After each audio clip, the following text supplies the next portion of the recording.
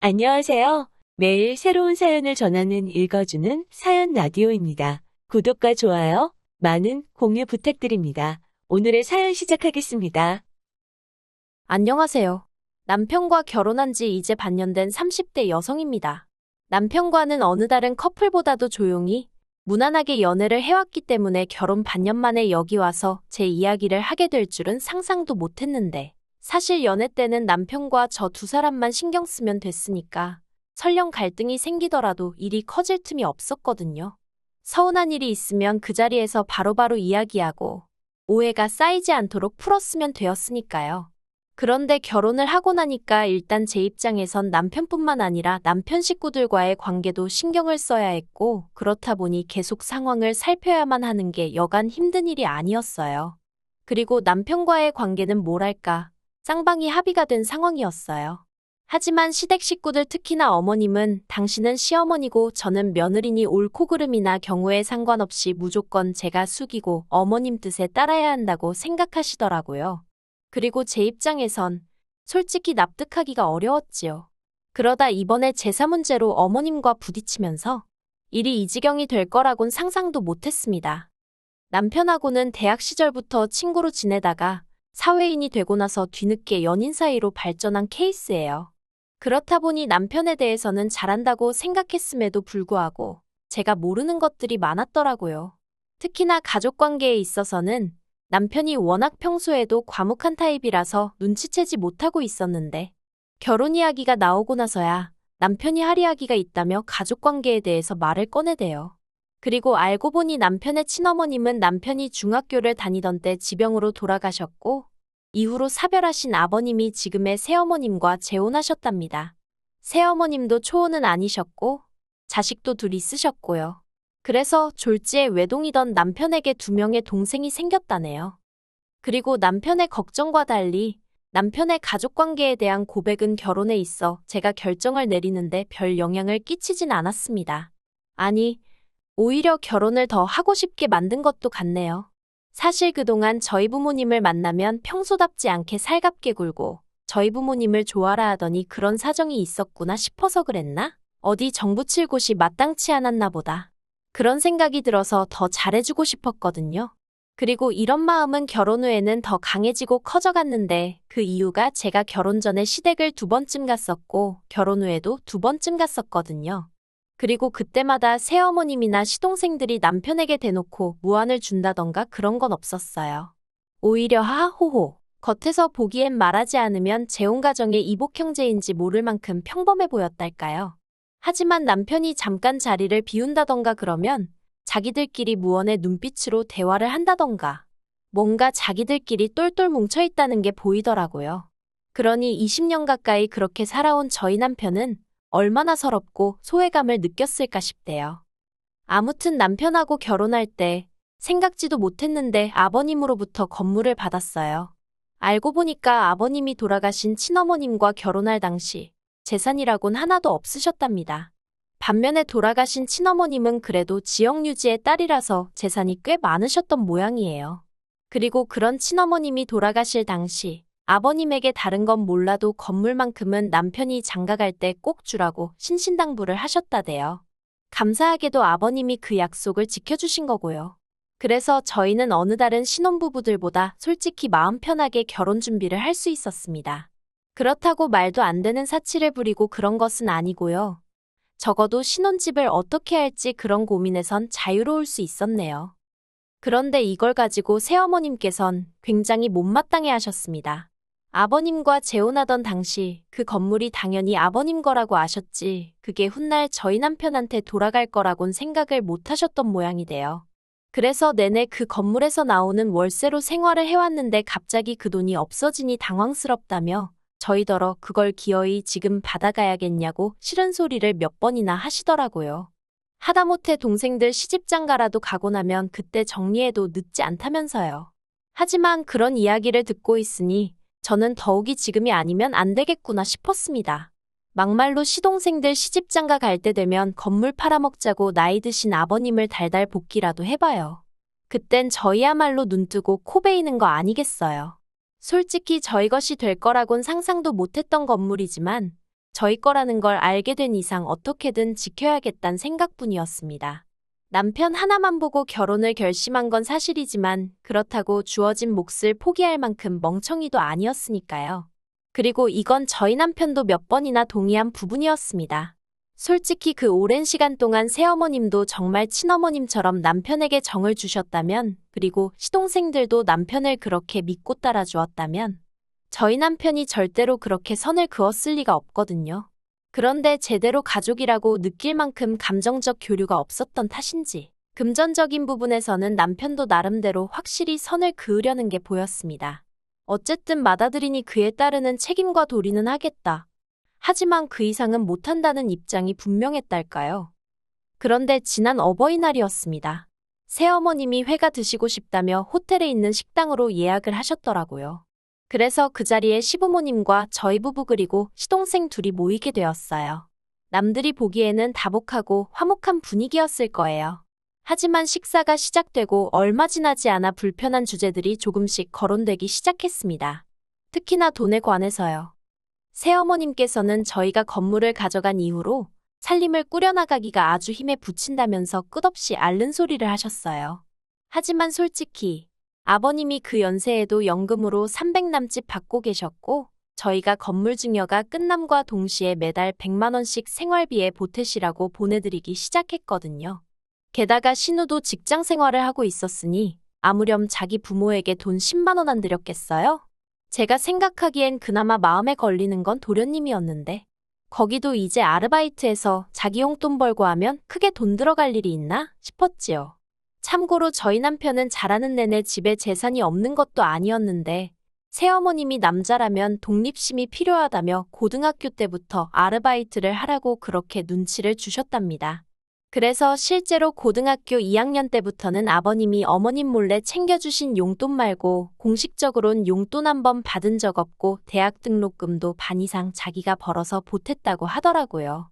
그런데 이제 와서 저희더러 생활비가 어떻고 시동생들이 어떻고 하면 아무리 제가 아닌 남편이 겪은 일이라고 해도 저에게는 제가 겪은 거나 마찬가지로 느껴졌으니 그런 어머님의 하소연이 곱게 들릴 리가 없었지요. 그래서 어머님께 마치 어머님의 속뜻이 무엇인지 하나도 못 알아들은 것 마냥 이참에 시동생들도 독립심을 키워야 하지 않겠냐고 아무것도 지원해주지 마시라고 단호하게 조언을 해드렸답니다. 그랬더니 제 예상대로 어머님이 당신이 일전에 한 말이 있어서인지 뭐라고 더 말씀은 못하시고 저더러 너는 참 냉정하구나 하시대요. 하지만 이런 이야기 때문에 제가 결혼한 지 반년 만에 시댁하고 안 보고 살고 싶네 그런 소리를 하게 된 것은 아니에요. 제가 정말 화가 난 건 엊그제 어머님한테 전화를 받았는데 다음 주에 당신 친정어머니 제사를 지낸다고 하시더라고요. 어찌나 생소하던지 저는 처음에 돌아가신 친어머님 제사를 지내신다는 줄 알았다니까요. 그런데 그게 아니라 새어머님의 친정어머니 제사를 지낸다면서 저더러 일찍 와서 제사 준비를 도우라고 하시더군요. 그리고는 덧붙여서 말씀하시기를 신우는 안 불렀답니다. 이런 건 원래 며느리가 도와줘야 하는 거라면서 제가 안 오면 당신 친지들이 계모라서 당신이 시어머니로서 제대로 대접도 못 받고 산다고 생각할 거라고 그러면 저희 남편 얼굴에 똥칠하는 거라면서 꼭 와야 한다고요. 그래서 제가 어머님께 무슨 말씀이신지는 알겠지만 어머님도 아시다시피 저도 직장인이라서 그렇게 시간을 내기가 쉽지가 않다고 했습니다. 그리고 어째서 새어머님 친정부모님 제사까지 제가 해야 하냐. 솔직히 납득이 가지 않는다고도 덧붙였지요. 그러자 어머님이 제 남편을 당신이 어떻게 키웠는 줄 아냐면서 저더러 이러는 거 정말 경우 없는 짓이라고 하시는 거예요. 그래서 제가 일단은 남편하고 이야기를 해보겠다 했습니다. 솔직히 만약에 남편이 저더러 한 번만 참고 그렇게 해달라고 하면 해줄 생각이었어요. 결혼할 때부터 시댁일에 관해서는 가능한 남편 마음이 편한 쪽으로 내가 맞춰주겠다는 마음이었거든요. 참고로 남편도 저희 친정부모님한테 정말 친아들급으로 잘해요. 친정아버지도 든든한 사위가 생겨서 너무 좋다 하시고요. 그렇다 보니 제가 시부모님에게 특히나 새어머님께 감정이 좋진 않았지만 그래도 몇 번이나 내가 잘해야지 하는 생각을 하게 되대요. 그런데 남편의 반응은 역시나 제 예상을 크게 빗나가지 않았습니다. 자기는 새어머님이 당신의 친정어머님 제사를 지내셨는 줄도 몰랐다면서 설령 알았다고 해도 가도 자기나 이복 동생들이 가는 거고 도와도 신우가 해야지 왜 피 한 방울도 안 섞인 저에게 그러시냐며 신경 쓰지 말라더군요. 자기가 알아서 잘 이야기하겠다고요. 그런 남편의 모습에 괜히 미안하기도 하고 고맙기도 해서 알겠다고 했습니다. 그리고 어머님께는 그래도 못 간다고 직접 말씀드리는 게 매너다 싶어서 문자는 하나 넣었어요. 남편하고 상의해봤는데 제가 참석하는 게 바람직한 것 같지 않다는 식으로요. 그랬더니 며칠이 흐르고 주말, 어머님이 시동생들까지 데리고 저희 집에 연락도 없이 오셨습니다. 부서질 듯 누르는 현관벨 소리에서 이미 어머님이 왜 오셨는지 어느 정도 짐작이 되었다고 해야 할까요? 그나마 다행히 남편도 같이 있었고, 솔직히 제가 무슨 죄를 지은 것도 아니니 일단 현관은 열어드렸지요. 이윽고 5사람이 거실에 둘러앉았는데 신우가 한다는 소리가 소파샀냐입니다. 맞아요. 원래는 제가 자취할 때 쓰던 걸 쓰려고 가지고 왔는데 솔직히 건물에서 월세 나오는 거 알고는 남편하고 상의 끝에 소파만 좋은 걸로 바꿨어요. 그래서 그렇다고 하니까 어머님이 건물 가져가니까 세상이 다 니네 거 같지? 그러시는 거예요. 황당해서 무슨 말씀을 그렇게 하시냐니까 저희가 홀딱 건물을 받아서는 당신들은 사는 게 빠듯해졌는데 속이 상해서 그렇답니다. 그러면서 당신이 그 건물을 손에 쥐고 있었어도 제가 제사에 오네 못 오네 소리를 했겠냐는 거예요. 그제서야 어머님이 뭔가 착각을 하셔도 단단히 하고 계시구나 싶었습니다.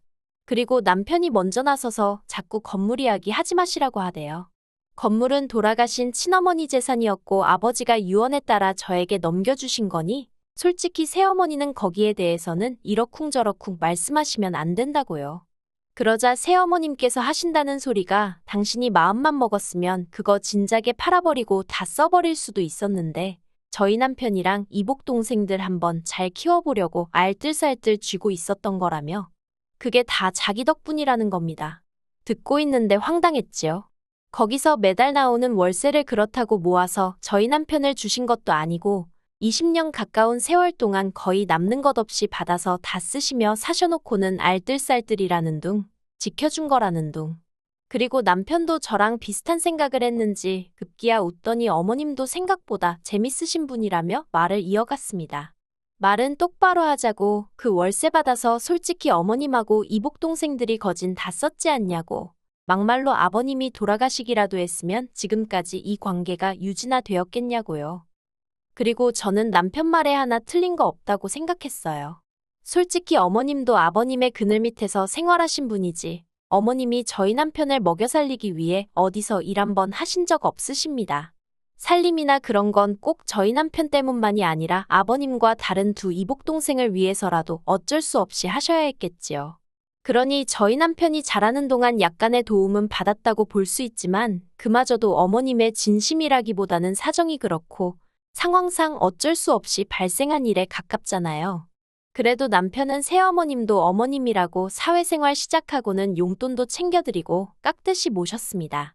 이복 동생들에게도 살가운 오빠는 아니더라도 어려운 오빠는 되지 않으려고 여러 가지 노력을 했고요. 물론 이복 동생들이 저희 남편에게 기대하는 오빠로서의 역할은 돈이 전부였긴 하지만요. 대화가 길어질수록 솔직히 새어머님 쪽이나 저희 남편이나 그간 차마 입 밖으로 내지 않았던 속내가 드러나기 시작했습니다. 새어머님 쪽은 뭐 짐작한 대로 이러나 저러나 한마디로 너는 내가 키웠으니 은혜를 갚아라는 거였고 저희 남편은 자기는 혼자 큰 거나 다름없다 생각한다고 막말로 새어머니가 내 생일 때 미역국이라도 한번 끓여줬냐며 울분을 토했어요. 그리고 시동생들은 뭐 솔직히 걔들한텐 어쨌든 새어머님이 친엄마고 세상에 하나뿐인 엄마니까 당연히 그쪽 편을 드느라 바빴지요. 저희 남편이 건물을 가져가 버려서 자기들은 이제 굶어 죽게 생겼다는 말도 안 되는 소리를 하면서 말이에요. 그렇게 한바탕 소란이 지나가고 결국 남편이 아버님께 연락을 드렸습니다. 아버지 식구들이 여기 와서 행패를 부리고 있으니 얼른 와서 데려가라고요. 그러자 새어머님은 너 잘했다면서 아주 네 아버지한테 혼나봐야 정신을 차리겠다고 더 당당하게 꼼짝도 안 하더라고요. 그리고 이복 동생들은 이복 동생들대로 자기 어머니 옆에 붙어 있고 그 모습을 보고 있으니 남편이 얼마나 외롭게 컸을지 정말 안 봐도 눈에 뻔하더라니까요. 그리고 얼마 안가 아버님이 오셨는데 아버님은 새어머님을 보자마자 추태 좀 부리지 말라며 화를 내셨어요. 새어머님은 아버님이 당신 편을 들 줄 알았는데 당신한테 언성을 높이니 당황하신 눈치였지요. 새어머님께서 아버님더러 지금 상황 파악이 안 되느냐고 쟤들이 나한테 덤빈다. 이게 다 당신이 건물을 줘서 이렇게 된 거 아니냐? 돈 좀 생겼다고 애가 위아래도 몰라본다. 빨리 건물 내놓으라 해라. 속사포처럼 말을 쏟아냈지만 아버님께선 그런 새어머님께 남의 재산으로 그 정도 배불리고 살았으면 됐지. 욕심도 사납다고 계속 화를 내실 뿐이었어요. 그리고는 이복 동생들에게도 내 생각에 내가 니들 아버지로서 해줄 만큼은 해준 것 같으니 이제 알아서 독립하려면 독립해라. 정말 무서우리만치 낮은 목소리로 말씀하시대요. 그리고 결론부터 말하자면 일단 지금 새어머님은 찍소리도 못하고 예전처럼 아버님과 살고 계시고요. 이복 동생들도 무슨 약이라도 먹었는지 저희 남편한테 아주 깍듯해졌어요. 하지만 그 속내야 뻔하지요. 신우는 시집 가려면 결혼 자금이 필요하니 그러는 것일 테고 도련님이야 유학을 가고 싶네요 전에 노래를 불러댔으니 뭐 결국은 다시 돈 때문 아니겠어요? 그리고 저희 남편이 그러더라고요. 지켜야 할 게 없을 때는 바보같이 당해주면서 그래도 이게 제일 편한 길이라고 생각을 했대요. 근데 이제 자기에겐 저라는 가족도 생겼고 돌아가신 친어머니가 물려주신 재산도 지키고 싶어서 그렇게 바보같이 살지 않을 거랍니다. 다만 아버님에 대한 남편의 심정은 아직 복잡한 것 같아요. 평생을 원망 아닌 원망을 하며 살았는데 결정적인 순간에 남편의 입장에 서주신 게 남편에겐 여러 가지로 큰 의미였던 것 같거든요. 그리고 저야 뭐 남편이 어느 쪽으로 향하든 같이 따라갈 생각입니다. 긴 이야기 들어주셔서 감사합니다. 오늘의 사연은 여기까지입니다. 구독과 좋아요, 알람 설정해주시면 앞으로 더 좋은 사연으로 찾아오겠습니다. 감사합니다.